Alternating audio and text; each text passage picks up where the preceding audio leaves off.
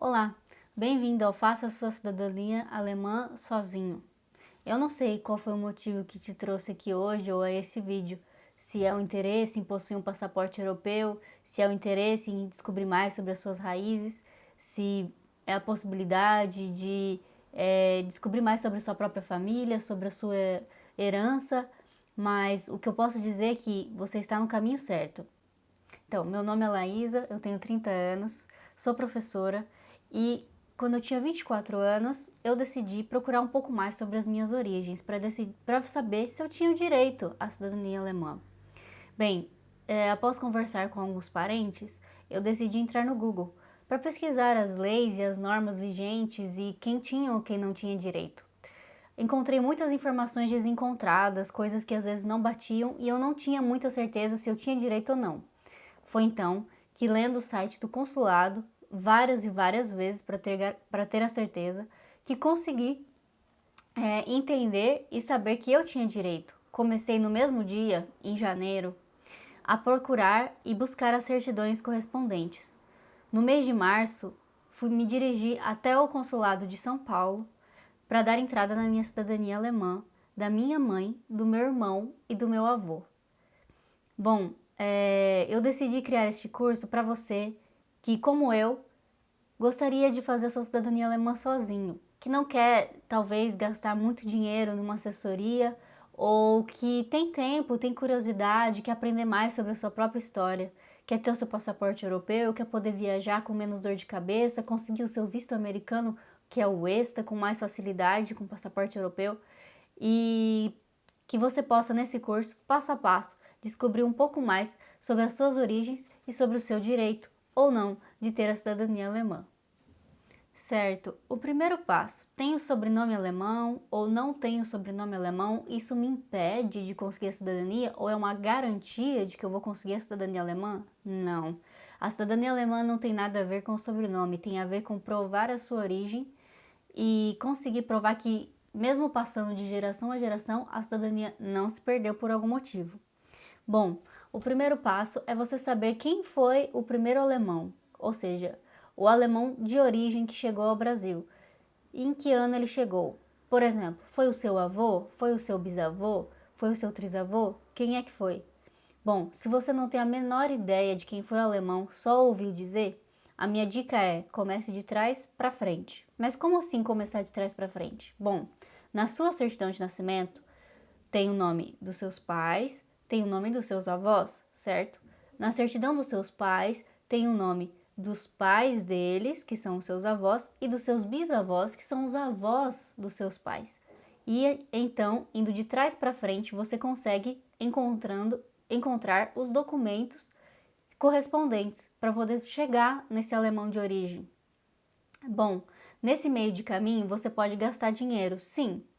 Vamos dizer que, dependendo do estado, uma certidão de inteiro teor pode custar R$ 50 a 150, R$ 180, dependendo do estado. Mas, se você, por exemplo, já sabe onde nasceu o seu avô e já pode pedir diretamente com o cartório correspondente. Mas como é que eu faço para encontrar o cartório, mesmo que seja no interior, mesmo que seja muito difícil a comunicação? Olha, a maioria dos cartórios tem e-mails, certo? E você pode entrar no Google, digitar o nome do cartório ou da cidade, mais cartório, e aí você vai encontrar um número de telefone e um e-mail. Você pode mandar um e-mail e ligar, ou você pode apenas ligar e confirmar qual o endereço de e-mail que você pode fazer uma solicitação de um documento. E, Laísa, eu preciso de mais alguma coisa? Eu preciso provar? Olha, muitos dos cartórios para a certidão de inteiro teor, eles pedem para comprovar um parentesco. Ou seja, você vai ter que anexar o seu RG, sua CNH, algum documento que comprove ali o seu parentesco com essa pessoa. E se eu estiver longe, eu posso não precisar ir presencialmente. E se o cartório for em outro estado, longe de onde eu moro, olha, para tudo isso tem solução. Você vai entrar no site, você vai mandar por e-mail e existe algo chamado assinatura digital no site do governo, que você pode assinar digitalmente o pedido do requerimento dessa certidão de inteiro teor e assim você vai conseguir a sua certidão. Bom, depois que você descobriu quem foi esse alemão, ou quem foi o europeu, pode ter sido um italiano, pode ter sido um português, você vai verificar a data de chegada no Brasil. Por quê? Para a cidadania alemã, é importante que o alemão tenha chegado depois de 1904. Por quê? Nossa, mas o primeiro alemão que chegou no Brasil da minha família chegou em 1800 e alguma coisa.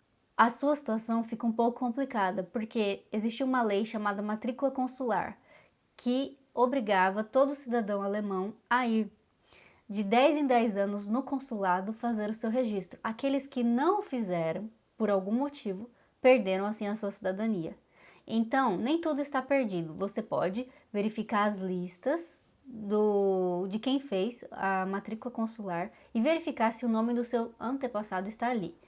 Olhe, tome muito cuidado, porque existem muitas pessoas que têm um nome muito igual, muito parecido, então você vai ter que confirmar a cidade, a origem, outros dados para ver se realmente era a mesma pessoa, certo? Agora, se você me diz que esse alemão chegou depois de 1904, ótimo, ele não precisava mais fazer esse documento chamado matrícula consular, então você precisa de menos um documento, certo? E como é que eu encontro, então, a chegada no Brasil? Esse documento da chegada no Brasil, um carimbo num passaporte, o registro da pousada de imigração, o site da imigração, como é que eu consigo fazer isso? Nós temos um site, vários sites, na verdade, do Arquivo Nacional do Rio de Janeiro, inclusive, que você pode entrar, digitar o nome do seu antepassado, todas as informações que você tem e solicitar uma pesquisa, certo? Essa pesquisa demora um pouco, de 2 a 3 meses, mas se você tiver a possibilidade, a oportunidade, o tempo de ir até o Rio de Janeiro fazer essa pesquisa pessoalmente, geralmente ela fica pronta mais rápido, certo? Se você for presencialmente lá no Arquivo Nacional. Certo. Como você consegue uma certidão de nascimento na Alemanha? Olha, primeiro passo é descobrir em qual cidade da Alemanha ele nasceu. Às vezes, quando a pessoa se casava, ela tinha que entregar sua certidão de nascimento. Isso era muito comum antigamente. Esse alemão pode ter entregue uma certidão de nascimento alemã no cartório onde ele se casou. Então, o primeiro passo é ir até esse cartório onde ele se casou ou mandar um e-mail, se comunicar com o cartório e pedir a habilitação do casamento, certo? Nessa habilitação do casamento vai ter os documentos que os noivos utilizaram para se casar e assim você vai ter acesso à certidão de nascimento alemã dele. Mas e se eu pedir a habilitação de casamento e não achei nada? Olha, existem muitos sites de genealogia que você pode ter acesso para conseguir encontrar qual a cidade que ele nasceu. Se ainda assim você não tiver nenhuma dica, existe um site que mostra a ocorrência de sobrenomes na Alemanha. Por exemplo, vou dar o exemplo do Brasil. Quantos Pereira existem em cada estado? E ele vai mostrar qual o estado do Brasil, vamos supor que seja Minas Gerais. Em Minas Gerais tem 20 mil Pereiras e em São Paulo 5 mil.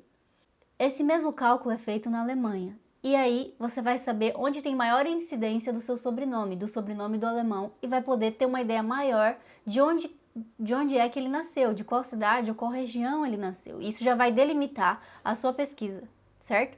Aqui nós vamos disponibilizar um modelo de e-mail em alemão que você pode utilizar para escrever para esses cartórios para obter alguma resposta, certo? O importante é não sair mandando um monte de e-mails de uma vez só. Os cartórios se irritam com isso, certo?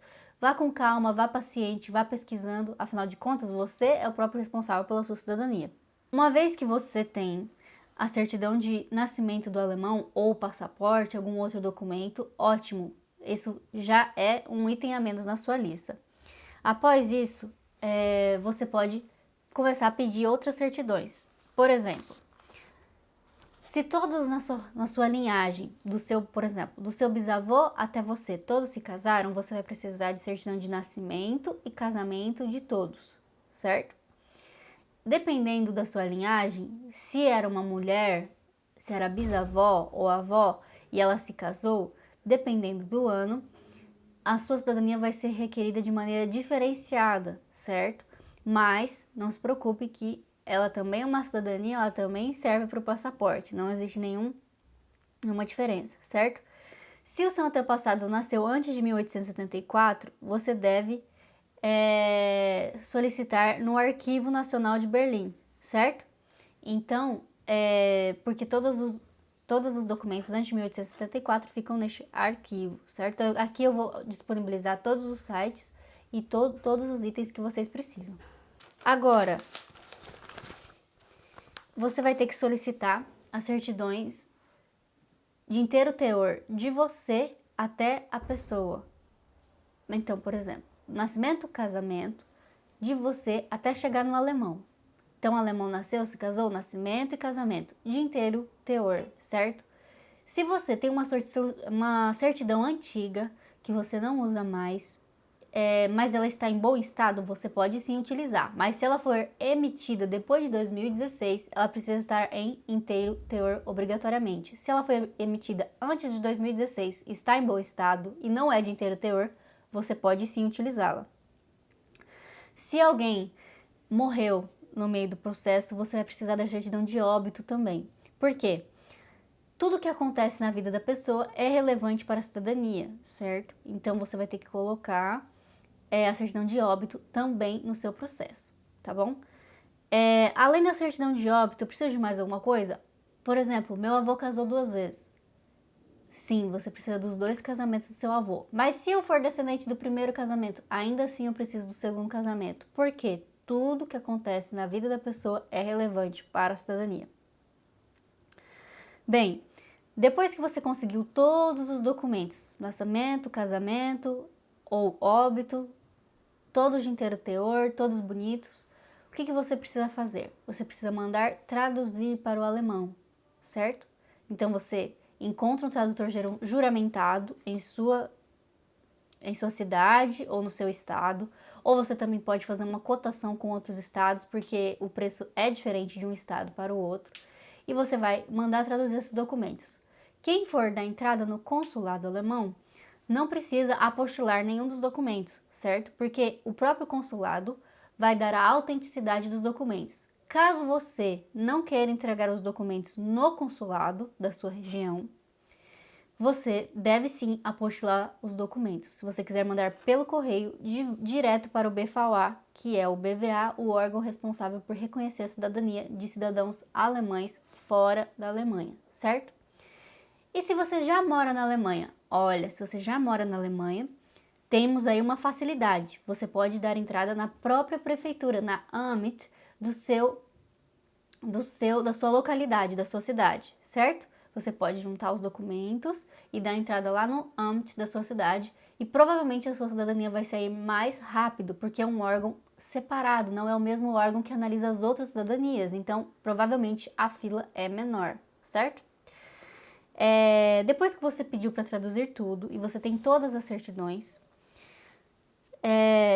você vai adicionar a cópia dos documentos de alguém da sua família que já tem cidadania. Mas não tem ninguém na minha família que já tem. Não tem problema, você vai ser o primeiro. Mas caso alguém da sua família já tenha cidadania reconhecida, você vai copiar, fazer uma cópia autenticada do certificado de nacionalidade alemã dessa pessoa.